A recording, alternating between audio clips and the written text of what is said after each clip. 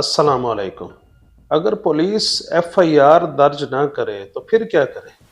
सबसे पहले तो आपने ये देखना है कि आपकी दरख्वास्त जो है वो सही प्रोफेशनल बंदे ने लिखी है, किसी वकील साहब से लिखवा लें तो बहुत बेहतर है।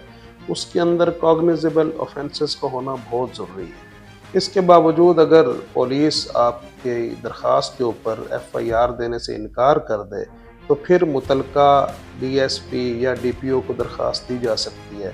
अगर उसके बावजूद कोई कार्रवाई नहीं होती, तो फिर 22A 22B ज़ाब्ता फौजदारी के तहत सेशन जज जो मुतलका होता है उसके पास एक रिट पिटीशन फाइल होती है, जो कि एफआईआर के ऑर्डर्स दे सकता है अगर आप उस रिट को प्रूव कर देते हैं।